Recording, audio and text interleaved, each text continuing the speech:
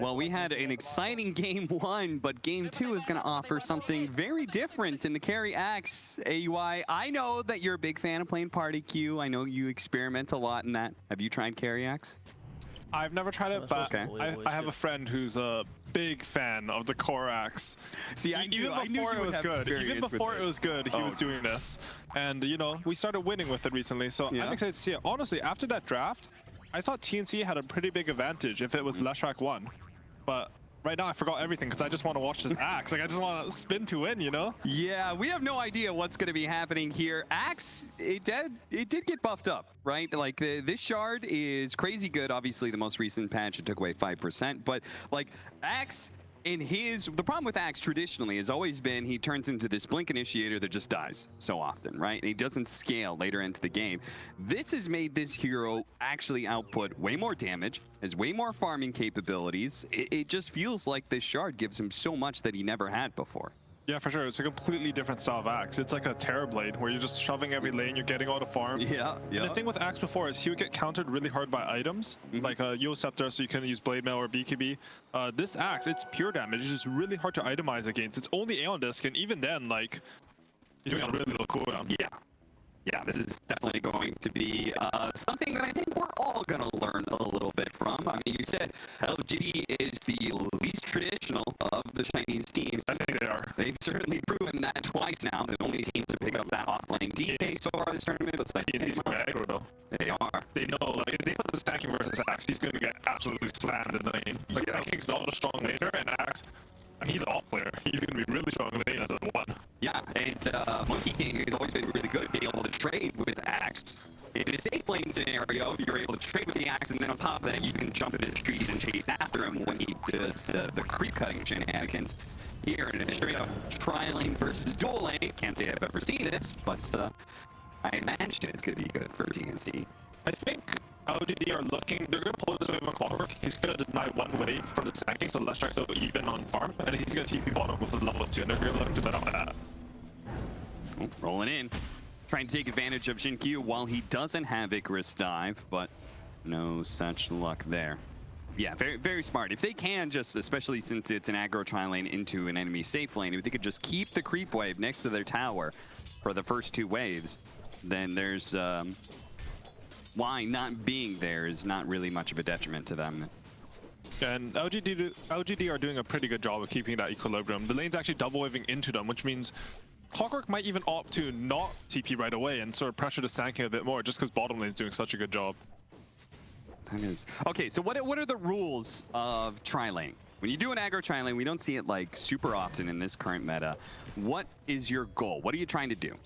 I think in this meta, because tri-lanes are not as favored as 2-on-2, your goal has to be to like win the lane so hard that it spills over into the game. That can mean killing them a lot of times, so you get a lot of EXP, or it can mean just full zoning them from EXP. I don't think TNC are accomplishing their goals in this lane right now. Yeah, I mean, honestly, they're trying sort of sus, right? Monkey King ESA, it's not, this wasn't favored by them, it's forced out because, I mean, there's a carry axe, what's happening? Yeah, and he's getting everything he wants to. I mean, his CS is a little bit low, but considering the fact that he's only sharing the experience with a Phoenix, meanwhile the Monkey King is trading it maybe 3 ways half the time, then... But look at mid lane. Armel is dominating, nothing to say in mid. I actually think this lane is not that bad for TA. I missed how the block went. Yeah. Okay. I mean, it's not good for TA. It's a Razor counter pick on the TA. But you can definitely usually play Dota in this lane. I don't think he's getting to play Dota soon. All right, well, TNC finally do get a pull off that can pull the creep wave back. I feel like that's one of the objectives of a tri-lane, right? Pull the creep wave back so you can actually get the equilibrium in your favor. Pull these heroes out far enough away from the tower, you can start punishing them. Roll in from Tim's going to be blocked by Y. Ame is going to be chased away from the hard camp here. Missed the boulder kick, though. And you can see LGD, as soon as they got that pull off, they knew since they're going to lose the equilibrium, they rotated the Clockwork there right away. Yeah. Just smart read by them. And now Clockwork is able to zone out the enemy supports while we have Xinkyu going for the easy camp pull, which he'd already sentried and unblocked. So now they're getting the equilibrium back into their favor. And this Sanking, despite Clockwork staying for so long, he's actually doing quite well top. He's same net worth. He has more CS than Leshak, but he's same net worth because he had to burn a lot more regen. But I think they're pretty okay with that. He had to 2v1 for a long time. How has he been doing that? Did he pull the creep wave over to the neutral camp and like sandstorm it at some point in time, or? I didn't actually get to see. I'm pretty sure it just went into his tower and he pushed it out. And, okay. I saw like Clockwork harassing him around that medium camp and small camp. But yeah, no, he's completely fine in this game. Razor has 15 denies. That's a lot of denies. Yeah, seriously, this mid lane is being dominated by Armel, like you said, and that was probably one of the game plans for TNC, considering how good Nothing to Say was in that game one, how problematic that Death Prophet was. They probably decided, Armel, we're going to give you a good matchup against him, and you're going to need to shut this guy down because he was a game winner for sure. Yeah, and I do think this is a very TNC lineup. Like, this is what I wanted to see out of the game too. I think they recently beat Vici with the exact same cores, the Razor Monkey King combination. Yep. They look good in that game. They had it in the same situation, I believe, with Razor against TA. Okay, so they have some extra experience here. Yeah. Always nice to have. Oh, these denies on the rage creeps are so good by Armel here. He's just eking out every advantage he can in this matchup. Pushing Nothing to Say back. So how do you play this matchup? You're saying it's actually okay for the Templar Assassin. How so? What is he supposed to do? It's usually okay because Link is a 40. Oh, they're going mid with TV. Why? He's trying to get the clocks and he does manage to snatch it inside of that one, but the roll-in is coming out from Tim's. He might be able to kill the Clockwork, but Armel is certainly in trouble. First blood goes to him, but he almost immediately falls, and it looks like Tim is gonna die as well. Nothing to Say is back in the game as a result of that. What a brilliant rotation from LGD. The comms on that rotation had to be perfect there. As soon as Clockwork shows up, Phoenix is already TPing. Because of the timing, they managed to kill the Razor. Even though he gets first blood, that's really good for TA. Just so space to actually get some lane creeps. And most importantly, they deal with the dire wagon there. Yeah. What they want to happen on TNC was they want to do the exact same thing. They want Earthspirit to sort of walk over and use the wagon to pressure the TA's tower. Eliminating that is a huge... Ooh, top lanes. Oh, okay. Is that solo kill? Boku's doing a good job, but looks like he got found trying to farm one of those creep waves, and yeah, Faith Beyond just... And there's a wagon top too. This tower's going to take a lot of pressure here. I think in general, this series, LGD has done a lot of a better job at using their siege wagons than TNC has. I think in game one, we saw the bottom tower just almost straight go down to one wagon. I think in top lane, like, these cores have to commit their TPs, and their towers are taking a lot of damage. Both, I mean, mid didn't take that much, but Razor versus TA, anything is good. And top lane took like 1100. I like the way you think, Howie. That is one of my obsessions. Make wagon moves usage around siege wagons. I mean, honestly, that's the best way to play Dota. It's you look at like what imbalances you have on the map, and you think, how can I use this? They are stacking for the TA as well, so.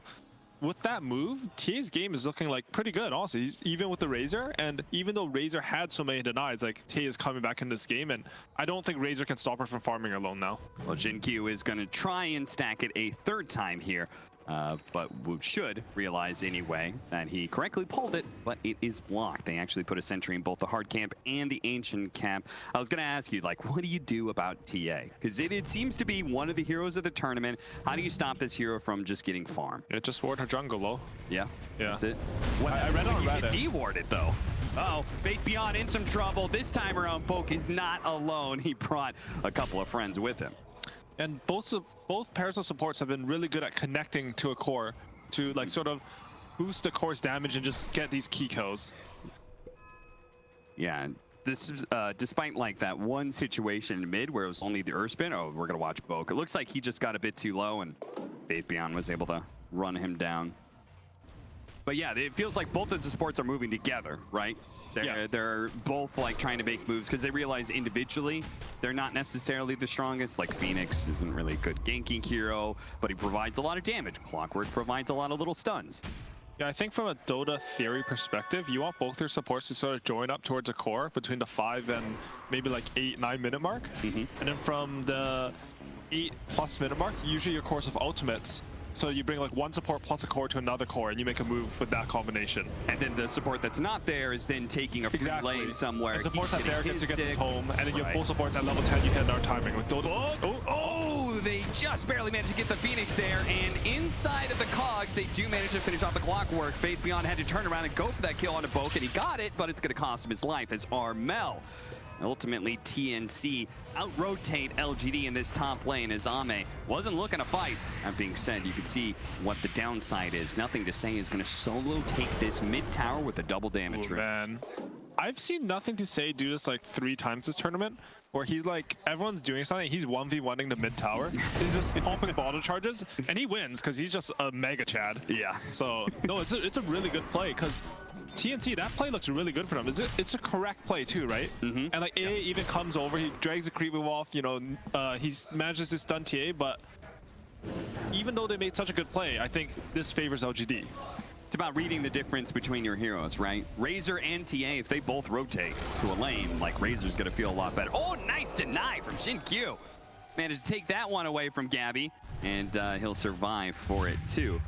Templar Assassin, that's a farming mid. So if Razor's ever gonna rotate to a side lane, that's your time to pressure the mid lane as much as possible. Ame, he may be in trouble here. The cold feet should be able to root him down. Now he's hoping to just get as many spins as possible to kill Tims as a trade-off, but he doesn't get it. Ame's having a rough game. Like, we haven't really seen much from this carry Axe. I mean, yeah, Axe is a strong laner, but if you put more heroes in, I don't think he's good in the 3v3 situation. His damage is too limited, and he can come back though, because I know if there's one thing my friends taught me rooting my games with core Axe is he farms really fast. Burrow strike, but it's a bit too late. The split earth lands first.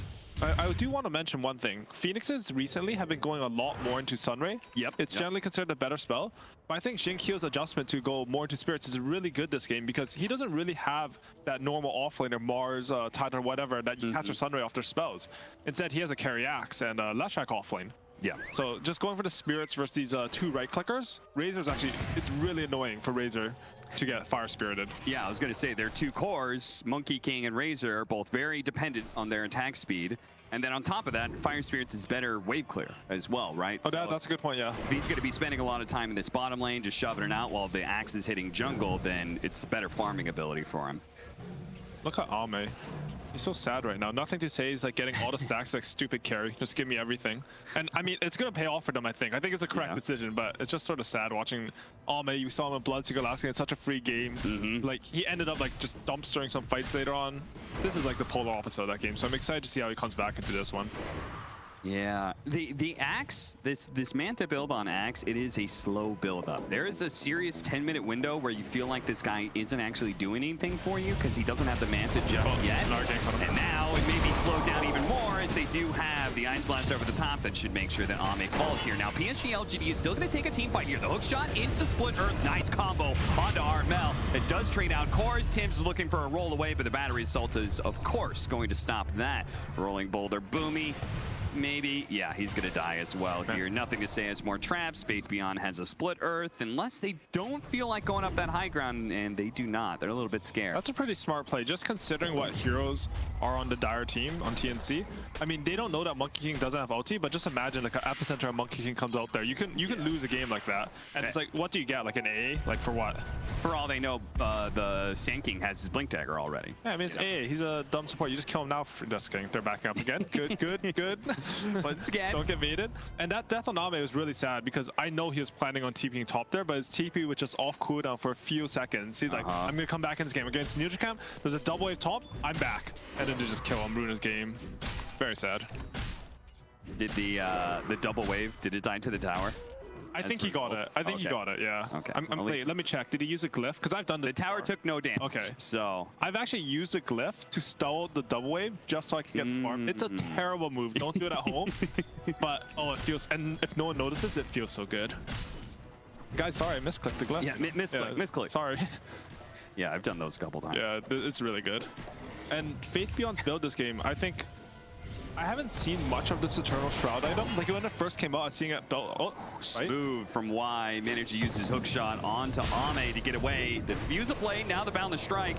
Still slowing him down enough that they'll catch up to him here. Their Spirit's actually going to be able to roll onto Faith Beyond. Faith Beyond's in trouble. He activates his damage, but they're just going to run after him here. Anybody to cut down the tree? Oh, the Phoenix tried, but he missed. He throws out the Supernova inside of the pit. They're going to run inside the pit, try and finish it off, but he explodes. He managed to get off a couple of Fire Spirits as well. Gabby's taking a ton of damage. He rolls on back. into Tim's. A stun ray burns out Gabby. That's just enough, but a cooling blade misses from the axe. Fails to get the kill on Tim's as he pops the wand to stay alive. Ultimately, a 2-for-4 exchange. What a sick play would have been, though, if Jin-Q did cut down that tree that the Monkey King jumped to. Even though he didn't cut down the tree, he literally just 1v5 the fight at 12 minutes on Phoenix. Yeah. Like, he hit like 8 fire spirits that fight. He got a full egg off. It was so perfectly placed. Like, it was like one of those eggs like, oh, I think we can kill it. I think we can kill no, we're all just stunned for 5 seconds. And I can't help but wondering if, like, I don't blame Nothing to Say. He's a Templar Assassin. He should be farming. So that's that. But the axe, it felt like it didn't really do anything there for them. Yeah, it was sort of a weird fight because their 5 got called out, and my thought in my head initially was like, oh, there's a blink review on Sankin, good job, Y. Yeah. But then TNC, they're on the ball, you know, they're ready to get more. They catch the left track who's trying to go into AA. Yeah. And yeah, really well played by TNC there to chain the kills. Yeah, absolutely. That was all Tim's making the read there. Oh, there's a 5-second TP from Armel. Yeah, they're going to start jumping into this bottom lane. They're going to go for Armel. And yeah, there's too many heroes here. He's got no allies nearby. So such an unlucky death because he was out on normal TP. But sometimes like you're just playing the map, you're focused on your own game. You're like, oh, someone TP'd here like 15 seconds ago. Top lane though. Chain stunned into silence. So even as he gets off the call, he's probably taking too much magic damage. A little bit more of the Sandstorm eventually does do it, but it's going to cost 2 of their heroes. Nothing to Say is online. He's got the Dragonlance Desolator build ready to go. Gabby sitting on the trees though. Nothing to Say. Not expecting this one. All of a sudden, the cold feet. You got the Ancient Emperors. Congratulations, but it's going to cost you 2 heroes as Gabby picks up a nice double kill. That was a huge kill on TA. I mean, did you just see in that fight on Sand King? I think he did 1,200 damage in a mode. Literally 2-shot the offlaner. But yeah, this is simpler. I think this is why LGD was being a bit hesitant in a lot of their earlier chases. How TNC's lineup works is they do have heroes that run in the Earth Spirit, the Razor. They can start these fights. Yeah. So if you chase a little bit too far after initial initiation, this Monkey King and Sand King are just going to turn on you and burst you. Really unlucky for Nothing to Say. He actually didn't have any refraction charges, and it was like on cooldown for 2 seconds. But yeah, good punish by TNC there. Oh, Ame, look at him. He's so happy. He's firing his first Ancients of the game. He's a carry roll, 16 minutes.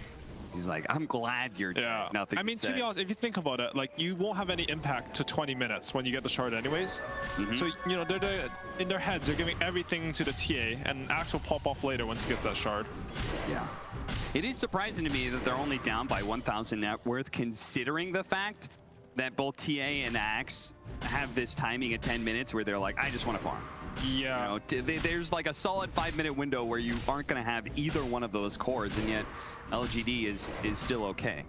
I'm honestly surprised that LGD has a lead considering how well TNC has been punishing what you just mentioned, like sort of passive cores. I feel like in every fight they've like identified targets early, killed them, and then sort of gone the bonus kill.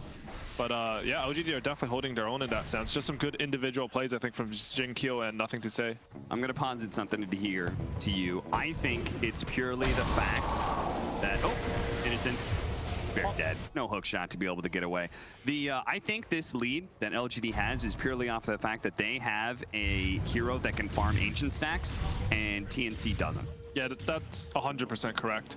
I mean, I also, because you see, I play a lot of party queue, so I have a lot of friends who do really stupid things in Dota. So I have a friend, he plays exclusively like we play party queue sometimes, right? Yeah, you're one of them. He plays exclusively Sand King offlane. He stacks the Ancients, and then he epicenters them. And with Sandstorm causing an epicenter, he's actually a good. I'm actually serious when I say this game would be better for TNC if they stacked Ancients and gave it to Sand King. Like, it would be a legitimately good play here. Yeah. But why would you think of that? It's super stupid. Yeah. Yeah, it's. Yeah. Well, it's not stupid. It works. Yeah, I mean, but it's surprisingly good.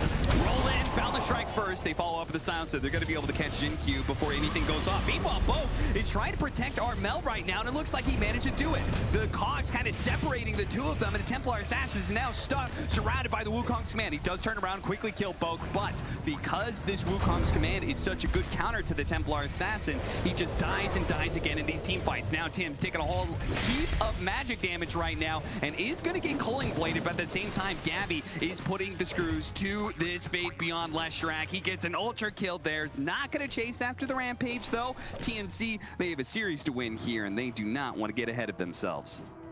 Yeah, this Diffusal Blade build on Monkey King plus the stellar play from Gabby is just proving dividends here. What did I just say? I just said some nonsense. He's just playing really well, and No, he this look, diffuser you blade said item. diffuser blade, and he's playing really active, and Yeah. he's doing well.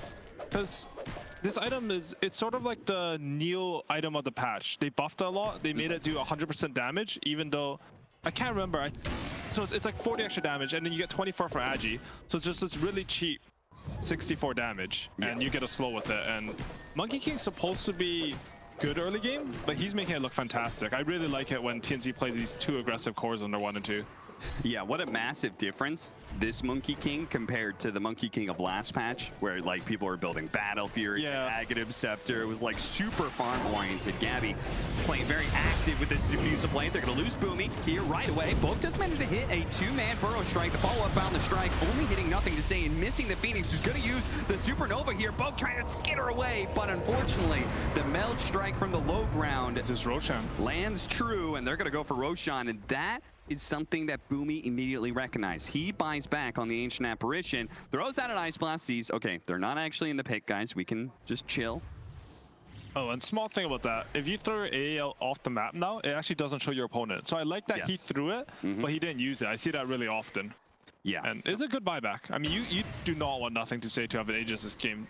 Man, this Monkey King went Diffuser Blade, and he's 1k ahead of a TA in net worth. I'm just so shocked by this still.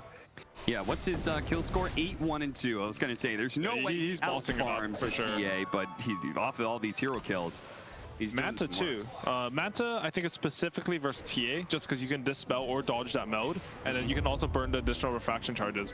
Yeah, that's. I also think it's sort of nice that their 3, 4, 5 all have good ways to burn off this refraction. I don't think TA can play the way she wants, and she shouldn't, because this was a first 2 TA. This is one of the first games I've really seen.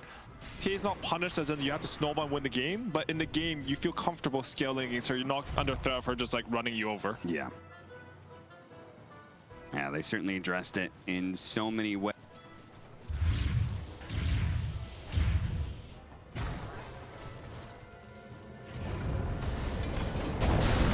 Axe though on Fate Beyond. He dies. His Leshrac. I haven't been paying the best attention to Faith Beyond's positioning in this game, but obviously we've seen him die a number of times getting picked off. Well, why is that? Is he doing something wrong? Is this part of his job, running down side lanes? So Gabby, hold up. See if he can kill Y here. Ice Blast, hook shot away, he's out.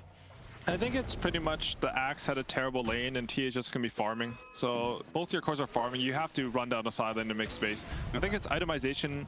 I was talking about earlier, but didn't get to finish. But his itemization seemed a bit weird to me just because it's Eternal Shroud versus AA. But he actually wants to get AA ulti just so he can make space for his cores this game. And I think it's worked out really well. He's done a lot of damage in team fights. So essentially, he has to be like ultra suicidal, running down side lanes, because otherwise it means TNC's invading the triangle and killing the Templar assassin. Someone has to take the bad positions on the map. Yeah. And better your position 3 than your position 2 or 1. Sure. I mean, I don't know if this Axe is the one, but he's honestly getting there. He has a shard, he has a Manta. As soon as he gets his blink, I feel like we're going to see him pop off. I was actually thinking in this draft, because Razor usually counters carries, but Axe doesn't care if you link him, because he's doing damage purely from the shard pretty much. Yeah. So I thought that was like, maybe that's part of the reason why they decided to go with the Axe carry. With some counterplay to a Razor. I'm okay with that idea, except for the fact that I feel like Razor is solely picked just to screw over Templar assassin. That's true. Like, kind of no matter what your blink was going to be. No matter what you pick, T is the one getting linked. Yeah. That is true. That's a good point. Blink Dagger and BKB are going to be next item for the carry Axe, but we're now beginning to see the effect of the Manta Illusions plus the Shard running down lanes, and this is going to just constantly create space. Now, part of the annoying thing is that it pushes all these lanes, and you feel like you can't get aggressive against this Manta Axe, and it gives you an option to go late game if you're LGD. Do you think they have better late game than TNC? I think so, but I'm not 100% sure. Okay. I think just because Razor went treads over travels, I think the percent of them having higher late game is a lot higher because of how to scale. LGD have 2 force staffs, and it sort of reveals how they want to play the team fights. I think their idea is as soon as they get this Axe, you're going to have Axe blinking with Manta. They're going to try to burst on target, you know, maybe you have a Sunray or even commit an egg, and then you're going to try to kite out the TNC heroes, because TNC's heroes are very committal. Razor has to commit with Link, Earthspear has to roll in, you know, Monkey might have to jump in, and if you can kite that out, you will be able to win the long fights. You don't want to like go first burst, play versus AA, hope for the best. Yeah. No, that is a really good point. All three of their cores want you to stay close to them. Right? A good Force Staff against any one of them, even Sand King, Burrow Strike into Epicenter. He wants you to stay in that position while he's Epicentering, get people out of Wukong's command, break the static link. Yeah, these Force Staffs are going to be super good. Looking on these TNC heroes, I wonder what timing they're waiting for. I think it's the BKB on Monkey King, and then they're going to want to go. This is like one of the latest Roshans being alive in a TA game I've seen this tournament. I think that bodes well for TNC right now. Yeah. The sad part for them is their lineup just doesn't really do Rosh. It's very elusive. Yeah. Does manage to blink away. Yeah, you're right, because the Monkey King nerf, does it hit Roshan? It doesn't hit Roshan anymore, right? That's one of the big nerfs? Yeah, the Aghanim Scepter no longer does that for you. So they basically have nothing to kill Roshan at all this game. Maybe on Razor against his like 25 tower. Yeah. Well, Faith Beyond. Gonna get the side lane tier 1 tower. Monkey King is gonna go for a Scotty. Faith Beyond's actually making so much space with no resources given to him. Yeah, he is. It does cost him a number of deaths, but no buyback. Good deaths and bad deaths. Gabby choosing not to go for that one, but he jumps back down into the two-man call from Ame. Now the shots are raining in from nothing to say. He's picking at Gabby. Can he actually finish him off inside the Wukong's command? He turns into trickery for a second. It is running away. The BKB Sunray tries to jump to the trees, but Jin Q denies him. Burnt to a crisp. A double kill for nothing to say. Looking for the triple as the roll away is going to be blocked by Ame. And they manage to get the Culling Blade onto him. That is a team wipe for LGD. Taking out TNC just outside of the Roshan pit without losing a single hero. Curtis, that is just a one-sided team fight. LGD is now in full control of this game. Just amazing spellcasting there from LGD. They found the best target to kill, the AA, most crucial part of the team fight, obviously, with no buyback in front. A little bit of a mistake from TNC there. And then, you know, Leshak lived with like 20 HP, and I think Monkey King barely lived, like he barely died off the Sunray with like 20 HP left. Just a game of inches here, and it completely like sets up the pace for the rest of the game. Yeah, what an entrance from Ame. This Leshak build is actually really good this game. Like the more I watch it, like he understands how the damage comes out through TNC is very sustained damage. They don't really have the normal burst, even though they have an AA lineup. And if he gets AA ulti, they have to cast every spell on him, and he'll feel happy. He gets this sustain, he gets a Force Staff just to kite the spells, and now he has a BKB. He can run in and create even more chaos. And look how farmed they are. Jin Q even has a Shivas now. They do catch him with a silence. They're going to follow up with a Rolling Boulder stun, and he will die, so maybe overestimating how much farm he has. That was also a really funny death. Like, he just dumped them in a team fight. I think Phoenix had like 10,000 damage the last fight, and he just like dives in mid to kill some more creeps, and then they just kill him. TNC is not one to back down from losing one fight. They're chasing after a hasted nothing to say, and they just might get up the Burrow Strike, the follow-up Rolling Boulder hit, and that is going to be the Aegis going down. They're going to turn back. Gabby, he does have Wukong's command, is tempting to throw it out now, but he's not sure about where to place it. Why? Kind of going in and back out, thanks to the Force Staff. The BKB from Armel is allowing him to fight underneath Faith Beyond right now, but they do have to retreat as the BKBs are wearing thin. You could see, though, they were even willing to go back in if LGD chased them.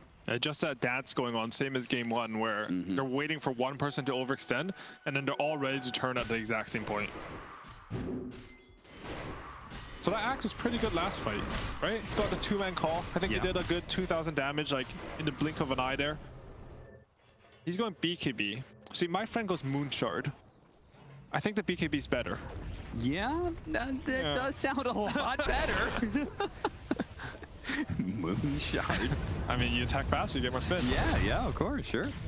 Look at Faith Beyond. Faith Beyond keeps on playing the role of, I'm not sure how that boulder didn't hit, but that's fine. They still got him.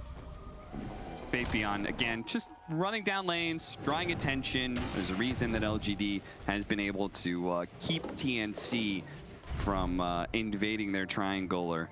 shutting down this Templar Assassin, and it's because the space that Faith Beyond is creating. Yeah, to be honest, I've liked most of his plays, but I think at this point in the game, I think that's actually a mistake. When you're up 10k, you don't longer need to create space. I think it's time to group up and do your thing together. Like, these type of kills we saw on the kill on the Phoenix in mid, TNC was able to snowball off that, and right now they're snowballing into an objective. You get a bit more map control.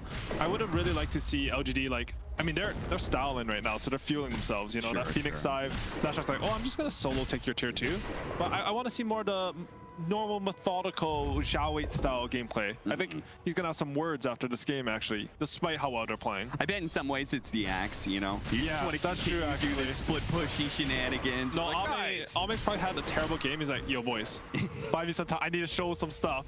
Zhao Wei's never gonna pick this for me again if I don't. He got an illusion rune, too, so. Ooh, that's hype. He's putting that to good use right now. The call going out, booming. That's gonna be the target. Hook shot barely missing because Armel actually turned around for a second. Can't really blame Y for that miss. Yeah, no, this AA, he's just having such a rough one. How LGD, he does so much to jump him, he's just so squishy and dies in 1 second. You know, there's a game earlier, EG versus TNC, where TNC had a Spectre and Fly was playing an AA. And I was actually thinking during that cast, maybe AA should stay in the fountain until the fight, like the Spectre uses Haunt, and he can just get a good ulti off and then TP into the fight later. Oh, got him. I'm not sure if that was a long TP, but either way, Tim's gonna die here because the constant stuns of the clockwork. Fakeman, despite that like last mistake I think from, I don't even know honestly, like these guys right now they have a way better read on the game than I do, but he's been everywhere this game. I feel like any side lane I look at, Faith Beyond's like going on someone, creating some chaos so that nothing to say, and like Axe has completely caught up this game. This doesn't happen unless Leshrac is playing like an absolute maniac. Yeah, for sure. Yeah, and now we just need to be able to see how good Axe is going later into the game, or if it's just simply going to be a TA show. Yeah, that's true. Because TA is also looking very powerful. Yeah. I'm actually wondering if this AA should try to play more towards the fountain this game at some point. There's just so much stuff to kill him. Yeah, I don't mind it when you have buyback, but like that's a good point, the last time when he didn't have, he bought back, and then I could still see him, even though he didn't get caught. Like when they smoked, he would still be on the front line. Yeah, where you aggressively ward or something, and I'm like, hey, you don't have buyback, man. I saw a tweet from PPD this morning, and it was like, daily reminder that your 5 doesn't have to place or buy all your wards. Yeah, I think this is a perfect example of that, because in this game, he should not actually place any orbs wards past the defensive ones. Yep. The Earth Spirit should have them, or even like your Sand King. Like, wards are free, guys. Yeah, no, absolutely. The heroes that are going to be moving around the most, the heroes that frontline especially, should be the ones holding it's at least actually somewhat. a really big deal, because AA in the last, I think, 3 or 4 fights has died without getting any spells off. And this is a hero, like, he's been first 2 this entire tournament with like some 65% win rate. And that's super impressive because he's being picked in the first phase. Smoke on the low ground, hook shot immediately going out. The rest of LGD was backing away, but thanks to the hook shot, they're going to re-engage and bring down Tims. Now the rest of TNC, Gabby wasn't quite there. He was on the trees on the other side of the river. He's looking to join the rest of his allies now. Boom, he's going to be caught by Faith Beyond, blowing him up. The Supernova going out as well. Right as Gabby activated the Wukong's command. This is not where Gabby wanted to be, but they do manage to kill the Supernova. He's taking so much damage from nothing to say though, trying to juke him out, but it's not going to happen. Nothing to say. He does manage to output the damage, but he dies almost immediately afterwards. The Razor and the Sand King did too much damage to him. He's actually dead for 90 seconds. I would say pretty good fight from TNC there. It's very hard to take these sort of fights in the open right now, and I think how they executed is pretty good. They got the egg off, and usually you see an ally stunning so the Phoenix egg lives. The Sand King actually hit a really nice stun just so they could finish off that egg. Oh, look at Faith, he's already on it though. Yeah, he really is. Trying to split push out. Boke is going to be caught. Now Boke, I believe he should be okay just because of Burrow Strike Yules, but I guess the hook shot, oh, he missed it. That was close. Just a blind hook shot and barely missed it. I gotta say though, like this Axe is sort of like, he's like waddling from his tier 2 all the way up there. It's sort of sad because I feel like if you compare it to a Bloodseeker, oh, there's still spotted him. Burrow Strike. Oh, he doesn't get it off. He gets called split earth. He's not spinning. And he's not spinning at all. So, but fortunately they're spider legs. So Boke hiding in a corner here. He reads that Faith Beyond was going to chase after him in that direction. Yule Scepter, blink up in a second, but it's not in time. He literally got 0 spins there. Yeah, that's one of the more unlucky things I've seen in Dota. Must have been like 15 hits. Okay, so we talked a lot about LGD. We didn't thought about like what is going to be their late game and how well Axe will do. But what about TNC's side? If this is going to go late, how do they win it? How do they itemize it? Like this Monkey King, for example, very strong late game hero, but he also didn't go Ags. I think they have an idea. If you click on the Razor, he's actually going for what I like to call the 1v5 items, the Butterfly Satanic. I think this hero actually can scale in this game. Okay. He already has... He didn't take the armor talent just because, I mean, the ultimate's really good and he's a Shivas already. But if he hits this Butterfly Satanic, this hero will carry TA. Once you nullify the TA, I think the matchup starts to look a bit more even. You know, this Axe versus Monkey King, if he gets to Satanic, all of a sudden when you call him, you're not killing him on this burst. TNC, they can... If they take a fight where LGD overextend a bit into like one of those epicenters of Monkey King ring, they can definitely win fights still. Yeah. Even down this gold. Also, can we see the Ancient Apparition? He got a shard, didn't he? He did get a shard. Okay, so what do you think about that one? It's a really good shard. Okay. I think specifically this game, you can cancel the Axis Blink, which is always great. And you can burn some refraction charges, also always great. But most importantly, like, you're not a useless piece of shit on the map. Yeah. Like, usually, you can't push lanes, and you can't frontline in team fights. You literally, like, that's why I'm saying, like, maybe you should sit in a fountain, because this hero doesn't do anything for your map. The shard actually lets him do something. Yeah. Yeah, no, that's a good point. That has been, I think, the go-to phrase for everybody. Ancient Apparition shard is good because you can actually hit some creeps. Yeah. I mean, map control is generally done by your creep waves. Like, creep waves are your vision, and they sort of, if you like draw a line between each creep wave that you have, it sort of tells you where you can go on the map as a general rule. Sure. So in this case, TNC, they can go bottom lane, but they can't really get close to the Roshan pit right now. If they do so, they're probably going to have to go for a smoke. Roshan is going to spawn in 15 seconds. Tim's going to back up. Probably time for that smoke. TA Enchanted Quiver, I think one of my favorite items on her. Just lets the meld be so easy to hit. The cooldowns actually like line up pretty well too. Oh, actually perfectly. I thought Quiver was 6 seconds for some reason. Does that mean the side blade is like mega huge? It does. For that one hit? It does. I've seen a clip of Tia like hitting someone like 2,500 range away. TNC set up for this Roshan though. TNC, they've got really good aim. We fight for this Roshan burst strike on into the pit, but he's already been caught by the split earth. Boat is in trouble, and he's definitely dead. The rest of TNC still trying to find an opening here, and so it looks like Y was actually intercepting. He does die. Gabby gets off his ultimate here, but he has to get away. It's the Supernova. Now the call follow-up. The Raids are going to die to the side blades, and they calling blade down the Monkey King. They have no buyback on their card, so this Roshan is LGD's.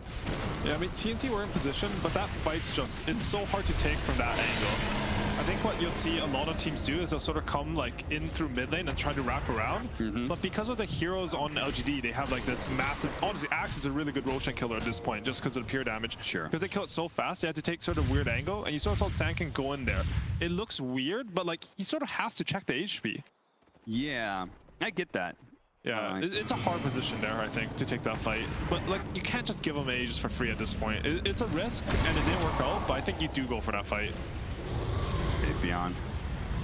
Gonna start chipping away at the tier 3, pushing back Boomy, TNC, and maybe saying goodbye to 2 lanes, depending on how bold they feel.